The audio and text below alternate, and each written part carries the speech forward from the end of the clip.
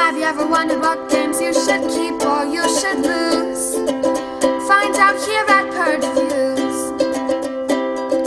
Have you ever wondered what games you should sell or you should use? Find out here at Purge Reviews. Find out on our top 10 list what games you cannot miss. Don't forget to subscribe to Purge Reviews.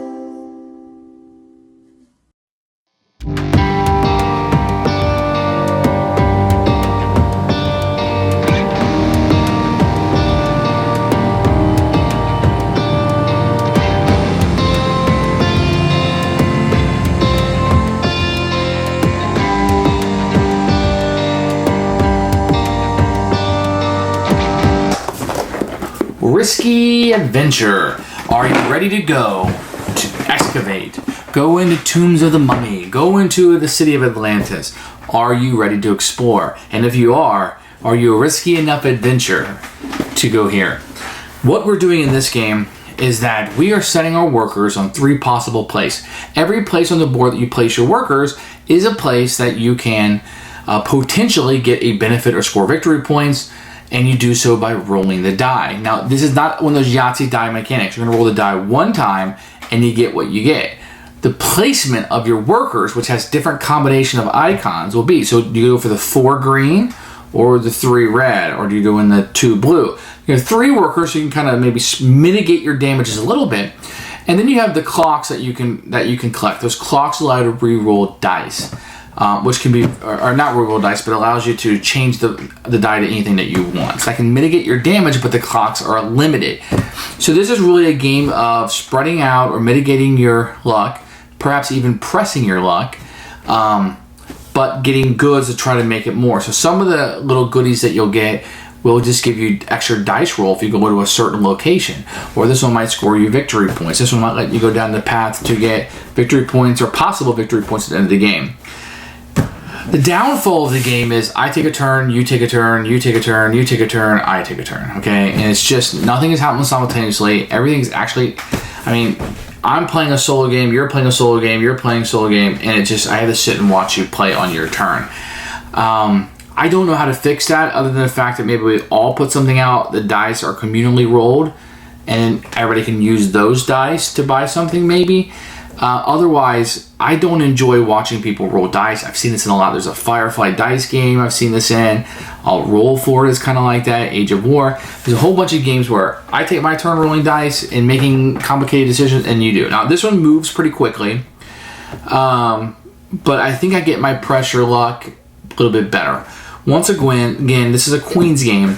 The game is very solid. It's very solid. It's very good. It's just not great. There's a lot to it that I like. I think the decisions aren't complicated. They're not necessarily interesting. It's more about how do I want to press my luck. But at the end of the day, you're going to roll the die. The die is going to tell you what you got. So there aren't as many decisions as you like. But if you want a little quick board game with some dice rolling that you can chat with other people while you're playing, because you're really only playing 25% of the game. The 75% of the game is happening on somebody else's turn. So this is a good game if you got little kids going around and you need to be up and back from the table. This might be it. Otherwise, I'm going to go ahead and purge this one. It's not going to be for me, although I like this game. I really do. It's just too much downtime for me. Here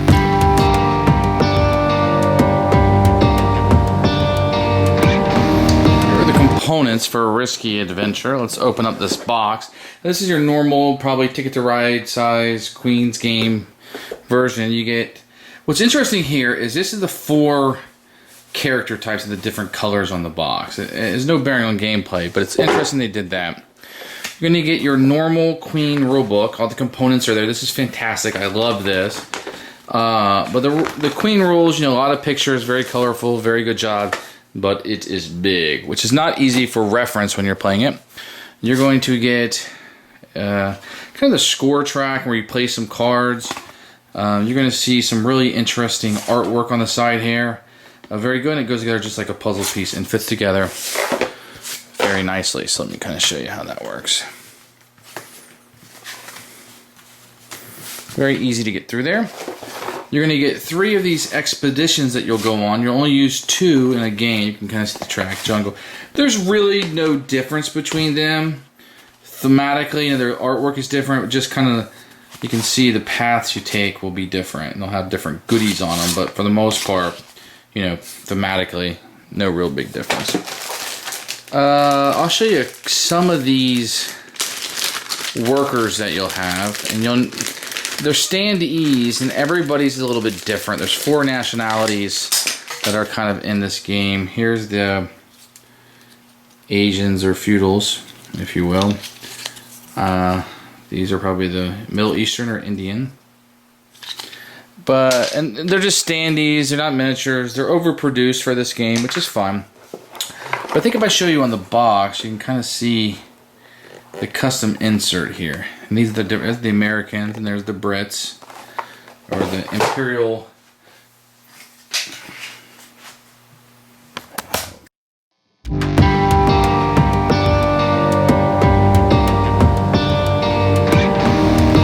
The rules for Risky Adventure are fairly good.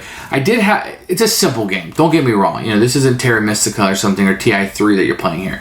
But it did have some, you know, it's one of those games that are kind of abstract, and there's rules to make the game work more than the theme brings the rules in. I always find it easier when there's a theme. Okay, that makes sense that I would do that, versus, okay, this is how the game is going to have to work. So there's a few small things that you have to understand. Other than that, the game really isn't that complicated. Just read the rulebook kind of closely. It's easy because it's such a simple game to skip ahead, but I would tell you to go ahead and stick with it. Risky Adventure rulebook is good.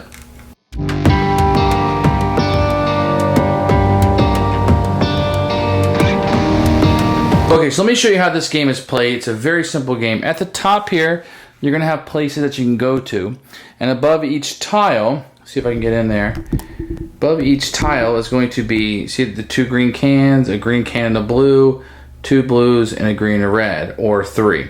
So what you'll do is, you can gain these cards, which gives you benefits. I'll get that to a minute.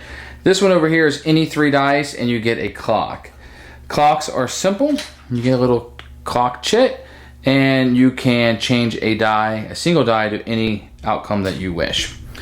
And then you'll have these 3 locations, which are areas you can go into. It works the same way. You need 3 cans, you get this with this 2 victory points. You can see this one over here is a clock and 2 victory points, and you get this icon. More on that in a second. And then you have this trail you'll be going, this expedition, and you have to at least get 1 red icon if you want to go here, or red and a green, or red, green, green, and you get the benefit: a clock, a treasure map, and a wild card, and a victory point. So it's pretty easy. So what you'll do on your turn is you'll have 3 workers. You can place them wherever you want on the path here. And then what you'll have is you'll have the 4 dice that you'll be rolling.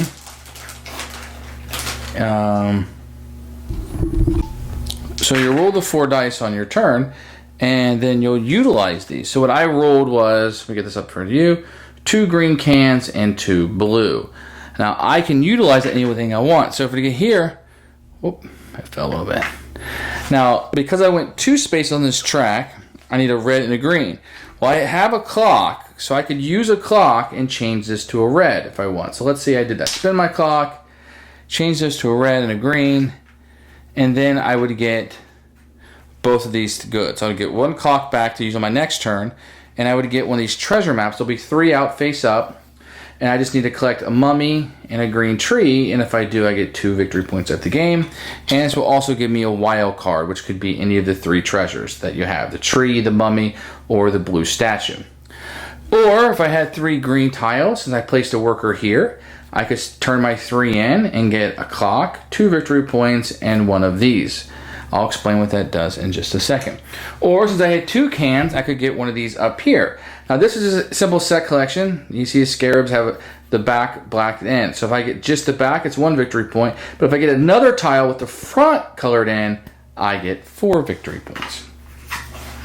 Now this one gives me, if I go to either this location or this location, and I successfully get something, I get a victory point or a clock. But here's where the trick is. I will need things that match in order to power these. So let me show you an example of one. So in order for me to use this one, let's say I got this one. If I go to the blue, I get a free red die every time I go there. I have to have a blue statue from the middle to power it. So I need to do this, have this in front of it, then every time I go here, I get a free roll red. And this is like having an extra die at this location just for that. And that's kind of how that works. So the top row tend to be things that help you, maybe get extra die roll. The second one, score victory points, sometimes giving you a clock, but gives you those statues that you need. And then the bottom one will give you just an assortment of clocks and ways to score points at the end of the game, which is this location, or just victory points. They kind of work together. And what you're doing is you're putting your workers out. Now, when you roll the die, you can only activate the locations that your workers are at. If you don't have anything, so be it. You can always go up there and get a clock with 3 of your die. Otherwise, you're kind of placing your workers and rolling the die and seeing what happens. The only way to mitigate the dice is through the use of the clocks. That's Risky Adventure. You keep doing that until the end of the game. Whoever has the most points is the winner.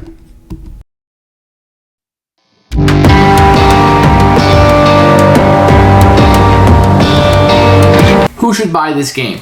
Anyone looking for a light dice roller, I'd probably pick this over, like Age of War or Roll For It. It's a little bit of a pressure luck in where you place your workers and you roll the dice and kind of see what happenens. There are ways to mitigate the dice through the clock, so that's really good. And then some of the things that you earn will give you more dice and allow you to mitigate those. Those are nice. It's a fairly straightforward game, so you're not going to be deep thinking. This might be a lighter thing. You could probably bring it out at Thanksgiving with light to no gamers. Otherwise, I'd probably tell you to go ahead and see if the weight of this game is okay with you to try it out. It's a very solid game. I'd even say it's a good game. It just falls short of being great. I'm not sure it's trying to obtain to be great. And the artwork is really good. I think the game works. It's solid. It just had too much downtime to me. Now, with that said, the turns move pretty quickly, but I'm only playing 25% of the game, and that's not enough for me. I'm going to go ahead and purge this one. I'd recommend you to try it before you buy it.